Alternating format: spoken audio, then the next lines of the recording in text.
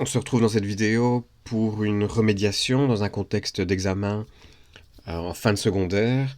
On va vous demander d'analyser des textes, on va vous présenter différentes compétences dans les cours. Et si imaginons des questions économiques, juridiques et sociales, en particulier des aspects économiques. Donc on a différentes compétences. Établir le lien entre les agents économiques et leur rôle, dégager une notion de problème économique, l'existence et le rôle des marchés, situer les marchés sur le schéma économique, reconnaître la structure de marché, et des compétences typiques de rhétorique transversale, identifier, distinguer le thème et les sous-thèmes pour une problématique donnée, distinguer les illustrations des sous-thèmes, donc des aspects de synthèse. Mettons-nous dans un contexte où nous avons deux textes qu'on doit analyser. Un premier ici, où on va essayer de ressortir de notre texte les éléments clés qui vont nous aider à faire la synthèse et donc de pouvoir appliquer les compétences qui sont demandées. Donc on a l'espagnol Wanmos qui ressuscite Neckermann. La nouvelle direction de Wamos Benelux présentait ses intentions à la presse ce vendredi après-midi. Déclaré en faillite le 1er octobre, Thomas Cook Retail Belgium est repris par un acteur opportuniste du voyage. Donc ici on a une information sur l'aspect de faillite, des difficultés, et on voit qu'on a le mot voyage qui nous revient. Si on a de la culture au niveau des opérateurs en Belgique, ben on sait que Netckerman est un opérateur de voyage. Mais on voit que le texte nous donne l'information. 62 agences rouvriront dans 2 semaines, 200 emplois sur 500 seront sauvés. C'est une résurrection. Le 1er octobre dernier, tribunal d'entreprise, stade de Thomas Cook, Retail Belgium, en charge de 91 agences de voyage. Donc on commence à préciser ici, on parle des aspects d'agences de voyage. Il constituait le principal et dernier des 4 piliers belges du voyagiste britannique, Thomas Cook donc. Et voici que 10 jours plus tard, un certain Wamos, inconnu jusqu'ici dans notre pays. Donc ici, pour les aspects économiques, on voit qu'un acteur qui n'est pas spécialement connu peut rentrer sur le marché ou se sent prêt à rentrer sur un marché. Donc c'est une information aussi pour l'aspect concurrence. A joué au docteur Frankenstein en redonnant vie à partie de la branche morte. Le groupe espagnol de voyage a en effet annoncé qu'il reprend 62. Voilà. Pourtant, tous le nom d'Eckermann, bien connu des consommateurs belges, reverront lundi. Donc on continue à avoir des informations de contexte ici qui ne sont pas spécifiquement nécessaires pour nous. Une nouvelle entité, vraiment Benelux, ok. Puis, on a des sous-titres, ce qui nous permet de structurer notre texte. Qui est Wamos au juste? Quelles sont les intentions du repreneur? Quel impact pour l'emploi? Ok, donc l'aspect d'emploi, ça nous intéresse aussi au niveau des marchés, puisque c'est un marché spécifique. Voilà. Alors, Wamos est un groupe espagnol de voyage, donc l'aspect international. Vacances traditionnelles de masse au soleil. Donc on voit que dans ce marché, on peut aller de façon plus précise.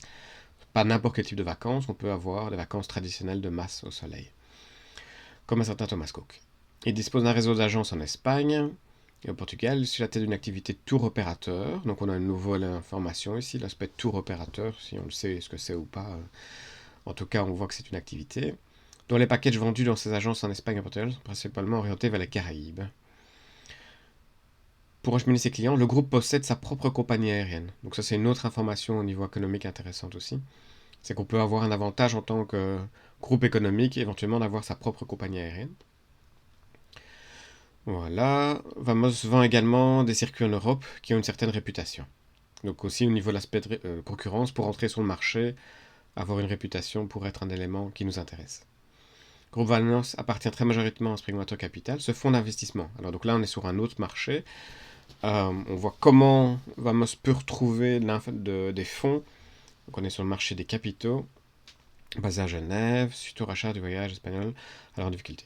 L'ancien propriétaire, Royal Caribbean, est resté dans le capital avec une part minoritaire. On marche des capitaux ici, on voit.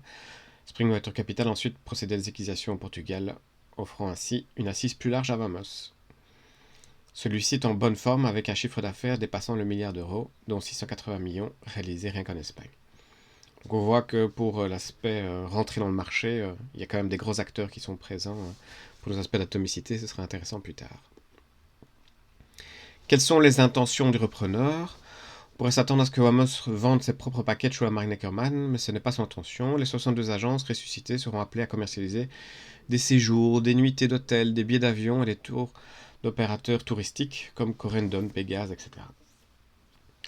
La presse espagnole a d'ores et déjà révélé les intentions du siège madrilène, pousser l'internationalisation du groupe Wamos avec l'objectif de lui donner un plus fort rayonnement européen et même d'en faire une référence au tourisme mondial. Donc on voit qu'on a un marché local, marché mondial, qui joue un rôle. Mais pourquoi avoir dès lors opté pour un investissement sur notre petit marché? Nous n'avions pas de projet concret pour venir en Belgique, mais nous examinons chaque opportunité pour croître. C'est tout simplement de l'opportunisme, donc ça c'est important, ça veut dire que dans nos choix économiques ou autres, le fait qu'il y ait une opportunité ou pas est importante. Ces gens en fait qui ont de l'argent derrière eux ont vu l'opportunité de récupérer la clientèle de Neckermann. Donc on voit c'est une contrainte, il faut avoir évidemment de l'argent derrière soi pour pouvoir saisir une opportunité. S'ils n'avaient pas pris cette décision, ce sont les autres acteurs du secteur, tout en tête, qui auraient raflé tout ce qui reste de cette manne de vacanciers. Donc effectivement, les autres acteurs et ce qu'ils font sont aussi une contrainte importante dans le choix économique. Mais c'est quand même une surprise qu'un groupe comme celui-là s'intéresse à la petite Belgique. Alors, quel impact pour l'emploi? Cette reprise permettra de sauver près de 200 emplois sur 500, environ 150 contrats concernent les agences, qui vont particulièrement souffrir en Flandre. En effet, 28 des 29 agences fermées se situent au nord du pays. Bruxelles est épargnée, tout comme la Wallonie qui perd cependant son point de vente de peine. Toutefois, les anciens salariés, donc on voit qu'on est sur un marché avec des salariés de Thomas Cook, Retail Belgium, dont l'agence disparaîtra, pourront postuler pour une autre implantation. Quant au siège, il ne conserve que 25 emplois. Donc on a mis en avant dans notre texte ici des éléments du marché de l'emploi, du travail, des éléments en bleu qui sont plutôt le marché des biens et services, ici les services de voyage, et alors quelques éléments mais très limités au niveau du marché des capitaux. Alors deuxième exemple de texte qu'on a ici, on va essayer d'analyser.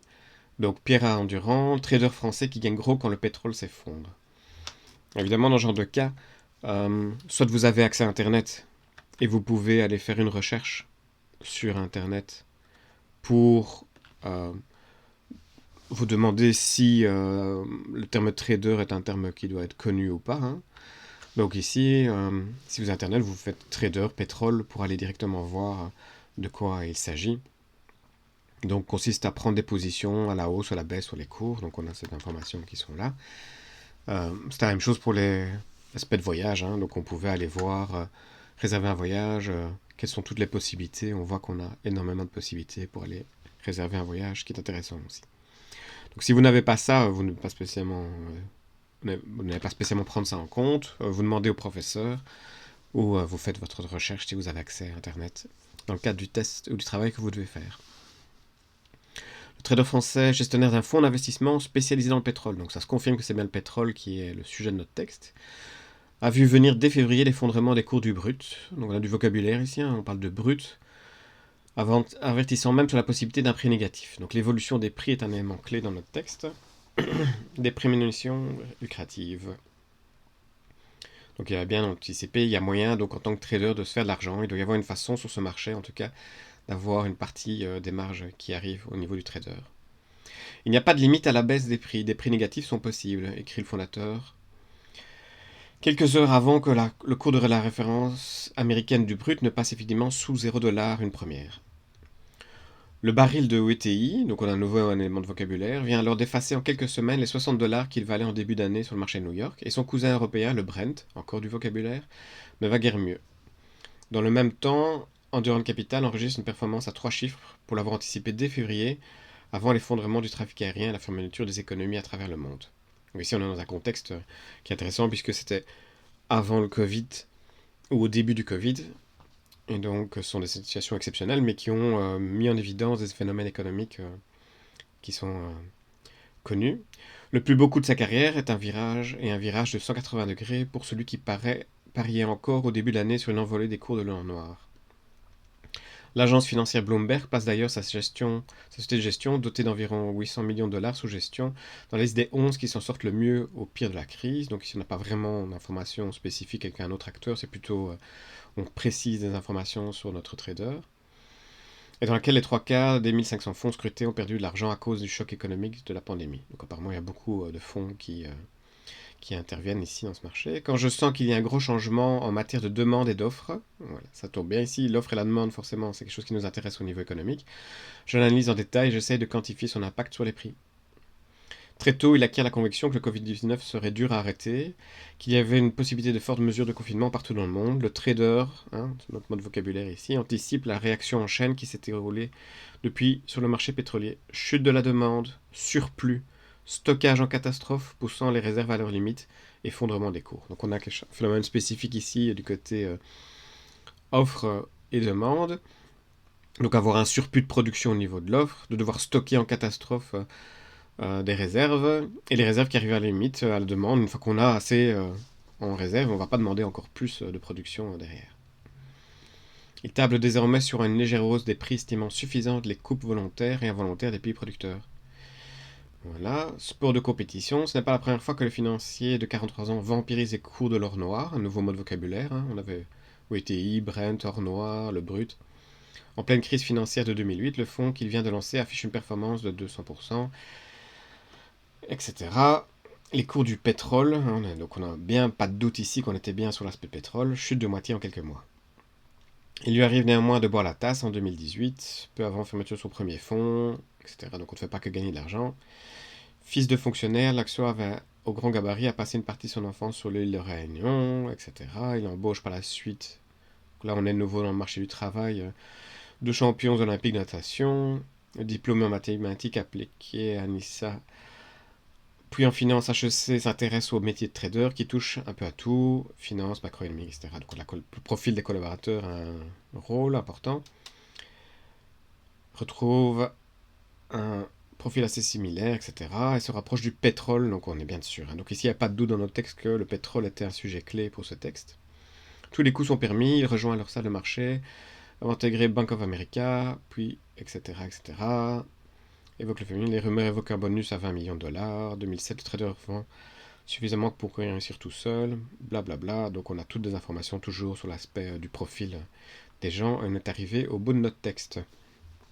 Donc si on veut faire une synthèse de ce texte, on peut mettre nos évidences, nos compétences transversales dont on a parlé, identifier thème, sous-thème au niveau de notre texte. Donc on avait un thème principal qui ressort, qui est clairement le pétrole. Et si on veut aller visualiser cet aspect de synthèse, donc le pétrole, on a parlé d'évolution des cours des prix. Il y avait des prix négatifs, effondrement, hausse dans le texte.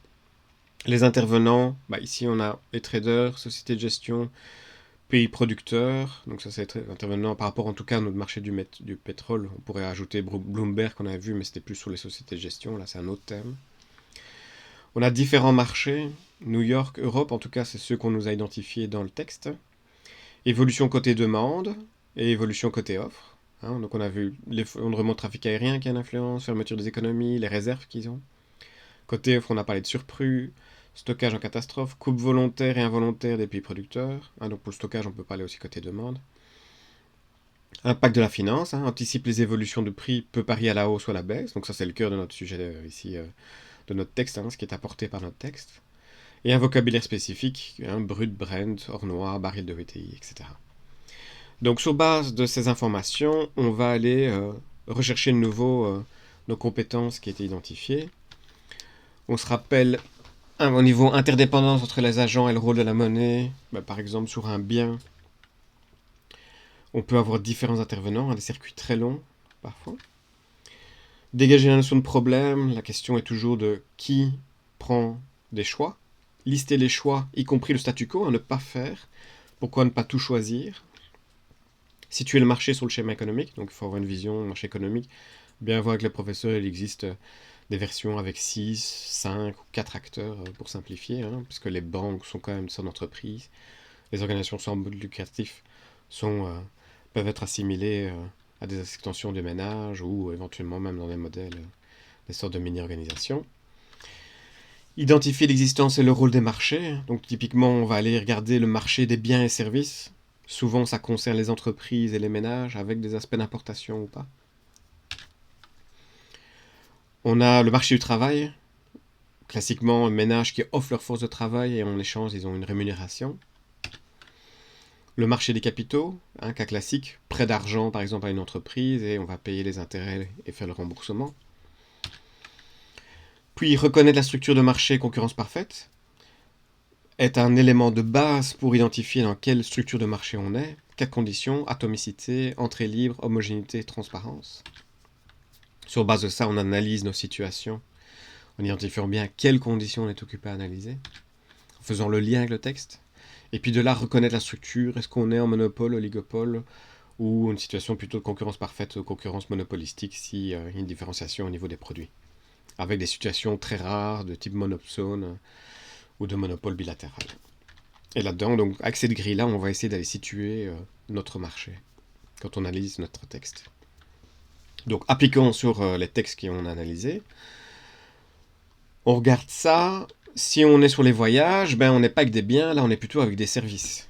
Alors effectivement, il va y avoir un service en direct qui est offert au client final, hein, par exemple un hôtel qui est soit en Belgique ou dans le reste du monde, où un service est offert, c'est-à-dire qu'on met à disposition une chambre pour une ou plusieurs journées.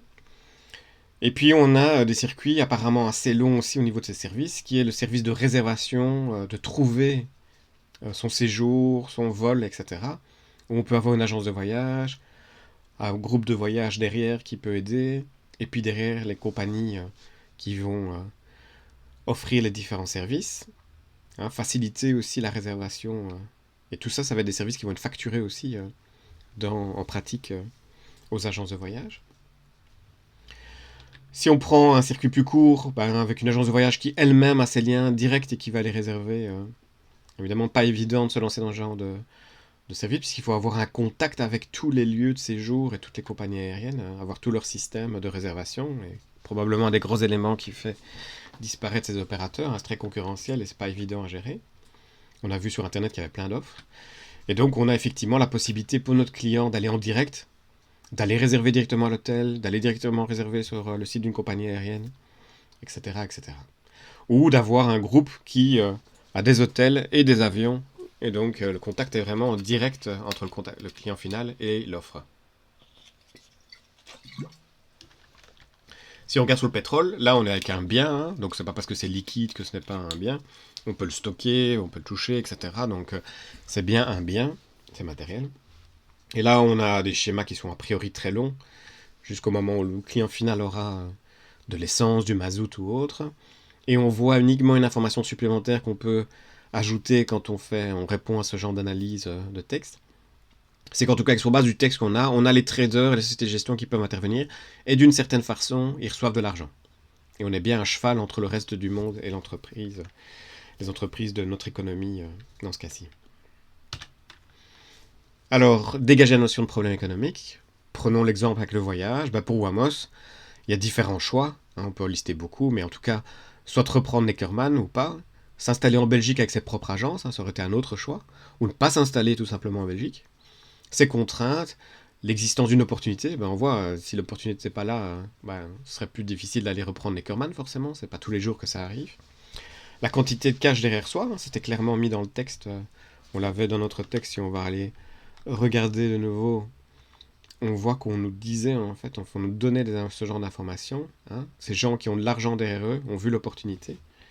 Donc clairement, c'est un élément qui est important dans les contraintes. Et alors les autres acteurs, si d'autres acteurs avaient fait une offre plus élevée pour Neckermann, forcément, ce serait compliqué pour Wamos de pouvoir le faire. On pourrait ajouter le choix et les priorités des actionnaires, etc. etc. Si on regarde pour un consommateur au niveau des voyages, hein, il y a le choix entre passer par une agence ou réserver ses vacances en direct, ou tout simplement ne pas aller en vacances. Quelles sont ces contraintes? Pourquoi on irait vers une agence? Parce que la contrainte de temps est souvent la prioritaire. Existence d'un accès à toutes les offres. Est-ce qu'on peut aller réserver partout ou est-ce qu'on est obligé de passer par certaines agences? Connaissances liées au voyage. Hein, si on ne s'y connaît pas très bien par rapport au lieu de destination, hein, ça demande quand même certaines compétences. Dans une agence, c'est plus facile, ou sur un site qui fait ça, c'est plus facile. Évidemment, le budget. Est-ce qu'on peut se permettre ou pas de passer par une agence ou d'aller chercher en direct les meilleurs prix? Et là, c'est évidemment toujours compliqué. Si on va sur le pétrole, comment on pouvait documenter la notion de problème économique? Un trader de société, parier sur le pétrole ou ne pas intervenir. On a vu qu'il y a un risque de faillite, hein, donc clairement une contrainte, c'est que si ça se passe mal, on peut tomber. Des sociétés là étaient tombées en faillite, on l'a vu dans le texte. le contexte de crise qui peut aussi influencer, le profil des actionnaires qu'on a, les compétences du personnel, puisque le texte nous donnait toutes les informations pour pouvoir anticiper l'évolution des prix. C'est pas évident, c'est pas un métier facile. L'autre compétence, situer les marchés sur le schéma économique. Regardons sur les voyages. Donc on sait qu'on va aller dans un aspect reste du monde. Souvent les voyages, on va les faire soit dans notre économie, soit à l'étranger. On a nos acteurs qui ont été identifiés. Et donc on va aller appliquer ça. Donc identifier l'existence et situer sur le marché économique. Donc au niveau nos 3 marchés, biens et services, travail et capital. Commençons par le marché des biens et services. Donc évidemment, on pourrait avoir services qui sont servis en direct. Donc la personne qui réserve directement à l'étranger, qui se déplace d'ailleurs, et l'argent qui va dans tous les cas être encore dépensé sur place, qui va sortir de notre économie au niveau économique. Et puis on a nos entreprises de type Wamos, on peut avoir d'autres agences de voyage, des hôtels belges aussi, des compagnies aériennes belges, qui vont offrir des services de réservation et de voyage, et en échange vont avoir le paiement du voyage qui va être réalisé. On a toute une série de services qui sont offerts entre entreprises, évidemment. Et alors, on a des services importés et de l'euro qui va partir vers le reste du monde aussi de la part de ces entreprises. Même si le client belge paye son voyage à une agence belge, une partie de l'argent va sortir de l'économie, évidemment. Si on va sur le marché du travail, toujours pour notre voyage, là, on avait un Neckermann qui employait des salariés de Neckermann, qui offrent leur force de travail et qui touchent leur salaire en échange. Sur le marché des capitaux, on n'avait qu'une seule information dans le texte, c'était Springwater Capital et l'investissement qu'il a dû réaliser dans Wamos. Si on regarde au niveau du pétrole, et qu'on prend par exemple de l'essence ou autre, et qu'on veut faire un schéma complet, en tout cas sur le flux de l'essence par exemple, ça peut être le mazout ou autre, on a le pétrole qui est importé, le paiement des importations, et donc l'essence qui est fournie à nos ménages et les paiements qui sont réalisés, ou évidemment des entreprises qui payent aussi du pétrole pour leurs propres besoins.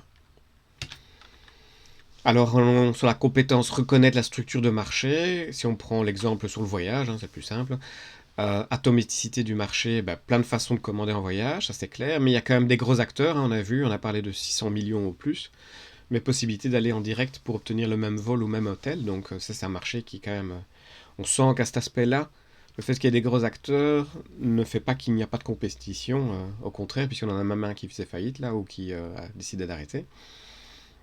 Entrée libre sur le marché, pas évident de pouvoir offrir tous les voyages et d'avoir les relations avec plein d'hôtels, de compagnies aériennes, donc ça c'est un élément qui, au niveau en tout cas de l'établissement d'une agence, est un petit peu une contrainte. Homogénéité du produit, un voyage n'est pas l'autre, mais il existe quand même un certain niveau de substitution. Si un client trouve que l'Italie va être trop cher, on ira en Espagne, idem avec l'Égypte ou des voyages à être plus loin.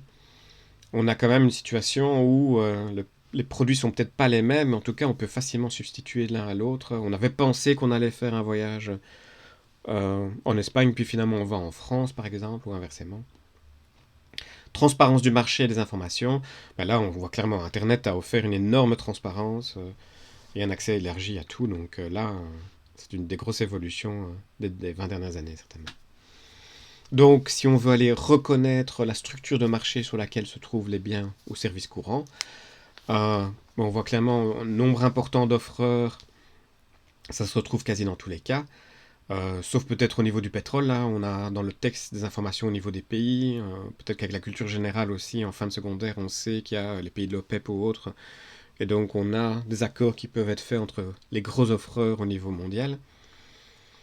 Mais en tout cas, où peut-on aller acheter de l'essence, du mazout, du pétrole Il n'y a pas que 2 ou 3 endroits, on a quand même pas mal d'offres. En tout cas, même s'il y a peut-être des gros groupes économiques derrière, on ne peut pas conclure facilement, sur base du texte en tout cas qui est là, qu'on serait dans un aspect d'oligopole.